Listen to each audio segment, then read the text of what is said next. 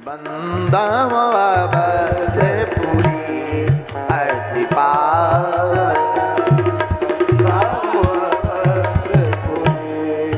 गोस्वामी तुलसीदास जी अवधपुरी की वंदना गाते।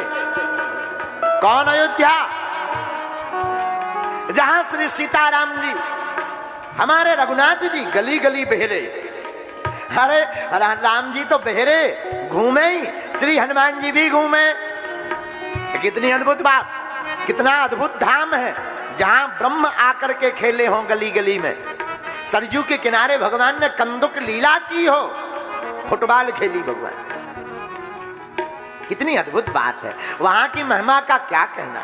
लोग कहते महाराज धाम में क्या है? सब कुछ धाम ही में है।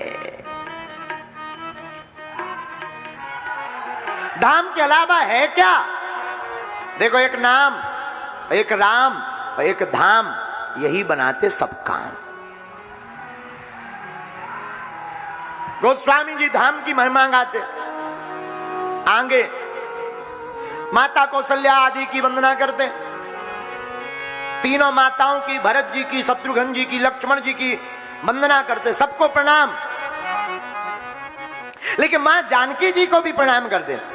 जनक सुता जग जननी जानकी, जनक सुता जग जननी जानकी,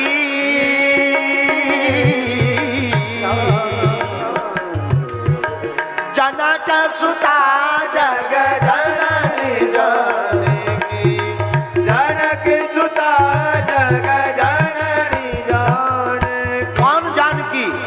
अतिशय प्रिय करुणा निधान की, अतिशय प्रिय करुणा निधान की। वो मां जानकी जो रघुनाथ जी की बड़ी प्रिय है। जानकी जी कौन है? भक्ति। राम जी कौन है? भगवान।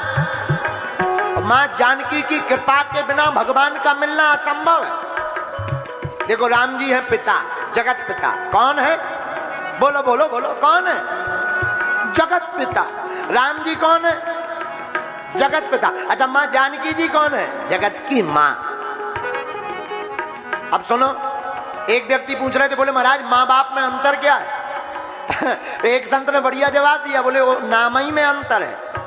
क्या अंतर है? जैसे तुम कहो मां, मां कहो तो मुंह खुल जाता है, मां। जिसके सामने मुंह खुल जाए वो मां, और जिसको देखते ही मुंह बंद हो जाए वो बाप। बाप कौन है? तुम कहो बाप, बोलो बाप, अपने आप मुंह बंद हो जाए। बोलो सीताराम।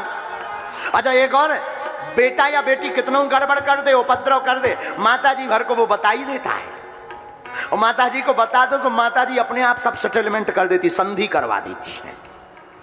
वो अपने पतिदेव को, बालक के पिता को समझा, कोई बात नहीं, बाल बच्चे भूल हो गई, अब नहीं करेगा, बोलना नहीं, कुछ डांटना नहीं। अच्छा, पिता से तुम खर्चा मांगो, पिताजी कुछ खर्चा, कल 500 दिए थे, फिर आ गया। माता जी से कहो 500 और दे दो। तो जानकी जी की वंदना क्यों कर रहे हैं गोस्वामी जी? पहले मानो श्री गोस्वामी तुलसीदास जी कहना चाहते हो, रघुनाथ जी तो पिता है, शायद बाद में सुनेंगे। भक्ति माता श्री जानकी जी की जो पकड़ लेता है, रघुनाथ जी सुनते ही सुनते हैं। विदेहराज जनक जी ने, मिथिलापति राजा जनक जी ने विचारों का हल जब चलाया, तब श्री भक्ति माता जानकी जी प्रकट भई। और भगवान कहाँ आए? मिथिला में आए। जहां भक्ति होती है भगवान को वहां बुलाना नहीं पड़ता, भगवान बिना बुलाए आ जाते हैं। और आप कभी सीताराम विवाह महोत्सव पढ़ना, सबको चिट्ठी गई, राम जी को चिट्ठी नहीं गई है। गुरुजी ने कहा कि वहां जनकपुर में धनुष यज्ञ सुनी रघुकुल नाथा। जैसी धनुष यज्ञ सुनी, सोई राम जी बोले चलो। राम जी आए। क्यों? क्योंकि मिथिला में भक्ति माता है, और जहां भक्ति होती वहां भगवान को बुलाना नहीं पड़ता, भगवान दौड़े चले आते हैं। तो मां भक्ति है, राम जी भगवान है। तुम मां के चरणों को पकड़ लोगे, भगवान अपने आप दौड़े चले आएंगे। और जनक जी इसलिए तो खुश थे कि हमें कोई टेंशन नहीं। अच्छा एक और, अब यहां नहीं, दूसरी जगह सुनो, रावण में, लंका का राजा रावण। क्या तुम लोग जानते हो रावण बुद्धिमान तो था, विद्वान भी था। क्या था? रावण था विद्वान, हनुमान जी थे विद्यावान।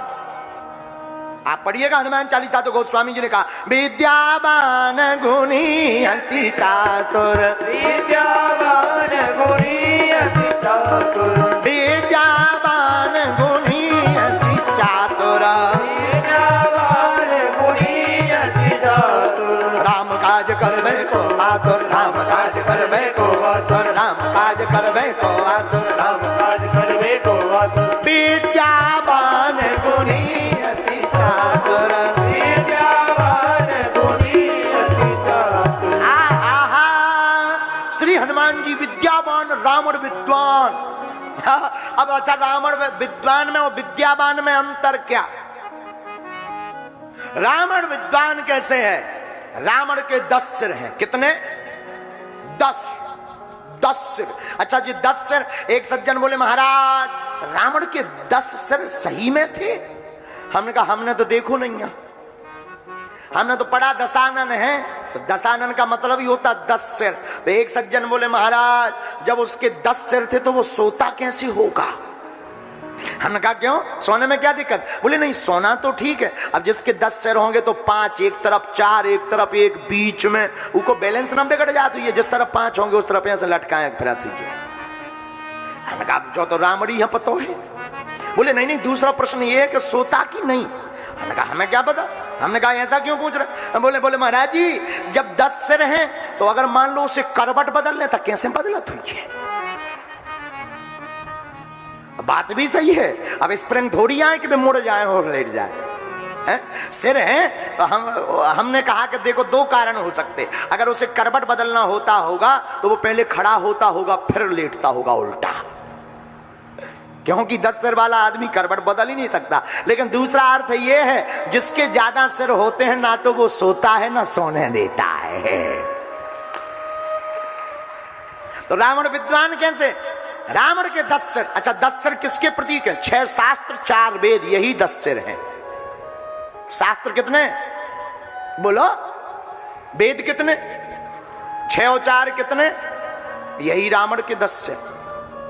अच्छा 10 सिर का रावण, इसलिए इसका नाम दशानन। तो ये है विद्वान। बोले विद्वान क्यों है? बोले देखो जो विद्वान होता है वो भगवान को ब्रह्म को मानता नहीं, ज्ञान का अहम इतना ज्यादा होता कि अपनी फेंकता रहता। हनुमान जी है विद्यावान। अब विद्यावान कैसे हनुमान जी भाई? हनुमान जी रावण के सामने भी गए तो बोले हाथ जोड़ करके कहते हैं हमको भूख लगी प्रभु इसलिए हमने फल खाए। जो विद्यावान होता है वो झुकता है, जो विद्वान होता है वो घमंड में पड़ता है, और जो घमंड में पड़ता है उसका विनाश होता। जो विद्यावान यानी विनम्र होता है, विद्या ददाति विनयम, जो विनम्र होता उसकी पूजा 4 युगों में होती है।